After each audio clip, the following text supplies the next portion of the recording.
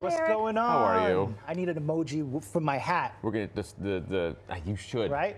You definitely The do. I should have emoji. my own Definitely emoji. do. Are memojis still a thing? Yeah. You must have a Yeah, we can do memoji. it. You can custom it. Okay, so what were your thoughts on the Oscars writ large? Did you like them? Did you not like them? I found them to be boring. You know, I like them. My favorite film of the year, One Battle After Another, was the big film. Yeah. It won 6 awards. It topped all other films.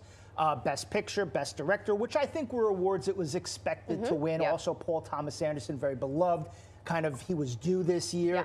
Sinners, nominated for 16. It won 4 awards, but I would argue 3 of the 4 awards were pretty groundbreaking for that film. I thought the show overall was a lot of fun. I thought the first half maybe moved a bit faster than the second half, but I really loved the In Memoriam. I thought we lost a lot of great actors last year, and I thought overall it was a well-produced show, and I loved the little skit In at the the end. If you stayed with the Oscars, I missed it was a it. I fun was little asleep by skit at 8. the end. I'm gonna have to That go was YouTube good. it. Yeah, no, this you're YouTube talking had about its own little moment, by the way.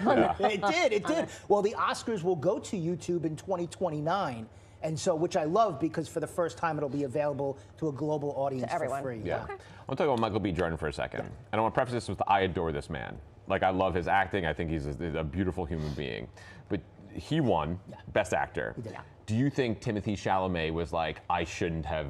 Why did I say these? Like, did that interesting. affect his? Because there was like leaked judges saying like, oh, I'm never voting for Timothée Chalamet now. Like, do you think that affected him at all? You know, the ballet and opera comments, keep in mind, that came out after voting had already closed. Oh, okay. So those couldn't mind. have impacted Mr. Right. Chalamet. Good. Either way. I think, if anything, Michael B. Jordan winning at the Actor Awards, keep in mind, that is happening while voting is still open. And so the noise that came off of that, Viola Davis going viral for her reaction to that win, I think that, if anything, kind of pushed the momentum into Michael B. Jordan's corner. So I'm happy he won. I thought both men did great, you know, performances. His speech was a tearjerker for me. Let's take a listen.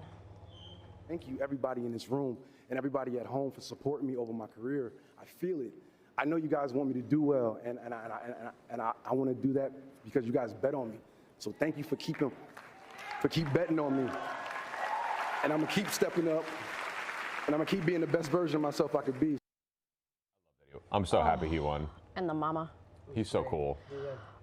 Any surprises in the acting categories? You know, it's funny because they all match the acting awards, the actor awards. But I think the biggest surprise, maybe I'll look at Amy Madigan for Best Supporting Actress. That Keep was, in mind, yeah. this is the first actress in this category for primarily horror performance since 1968, Ruth Gordon, Rosemary's Baby. So we don't see a lot of horror performers win. And, you know, to see both Michael B. Jordan and Amy Madigan. We're talking about horror, and we're showing Sean. We see Sean Penn. Well, you know, it's interesting, 2 villain performances won in the supporting categories, which is also rare. Jessie Buckley may be the biggest lock of the night. I think everybody knew she was going to take it home. But I love it for her because she was an indie actress, really. Not a lot of people knew her. Now she's a household name, and I think just kind of speaks to the power of the Oscars.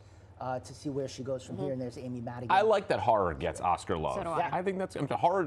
I mean, incredibly hard to act in these movies, and her characters become iconic at this point. I mean, Conan even did a whole bit. The whole that opening whole, is great. that whole thing. Horror and comedy don't always get their due. It is more like Airplane and Naked Gun in there. But I love that casting was up for an Academy Award, and I love that this woman won because I agree 100% with. But I would say it's kind of a surprise. I think Sinners was expected to win this category. So One Battle After Another winning. Sinners won the Actor Award for Best Cast Ensemble. So, a bit of a toss-up there between these 2 films all night. One Battle After Another, ultimately taking it all. I love it. Let's go back to Sinners, because they had a bit of a historic win with the first Black female cinematographer. Yeah, Autumn Durald Arkapaw. Holy she moly. won, first female to ever win Best Cinematographer. She had been with Ryan Coogler on Black Panther Wakanda Forever. So this is their second time working together. It was a really great moment for her, really great moment in Oscars history to see that. Also, Ryan Coogler winning Best Original Screenplay, second Black man to ever win that award behind Jordan Peele for Get Out. So a really nice night for Sinners as well. I will say, when Ryan Coogler went to get his award it was Best Screenplay, Yeah, Best Original Screenplay. I love that he was like, guys, I'm nervous. I got to do this fast because I'm nervous. And I was just like, he just humanized became, it. Yeah, it really did. He's a great guy. He's super humble. And, you know, him and Michael B. Jordan have been working together since the very beginning. Jordan started his first film, Fruitvale Station. So just to see those 2 collaborators supporters both walk away with Oscars last night, I think is one of the great stories. Let's talk about the most important thing right now. Yes. The host. How do you think he did? How do you think Conan did? Conan's great. Because Conan knows how to do a little bit of everything. Yeah. He knows how to kind of do some skits. He knows how to tell jokes about the industry. He knows how to tell jokes about politics that don't go too hard, that kind of, and so he kind of knows how to run the gamut, and I think he did really well. The opening was phenomenal, running through with the kids chasing him through Best Picture nominees. That was great. So I think he did great. I imagine they'll probably invite him back again next year. I'm sure he's a safe bet. He was, he's definitely going to get invited back. But he joked at the beginning that he may get replaced by AI. So we'll see if that. Well, that was the through line with a lot of the speeches. What I dropped into the group chat last night and said that when Misty Copeland came out, I got Misty. She was the recreation of that wonderful scene from Sinners, and out she comes. What were your thoughts on this? This was actually my favorite moment of the night because this is such an iconic scene in Sinners where they're kind of traversing the history of black music and black dance throughout generations. And sort of they tried to recreate that with the cinematography. There's Misty Copeland coming out on stage. Maybe a tiny little bit of a troll to Timothée Chalamet's comments, but still, he gave a standing ovation afterwards. And this moment, the way they recreated it, like the film, I thought was just movie magic in live performance. Most people thought it was to troll Timothée Chalamet.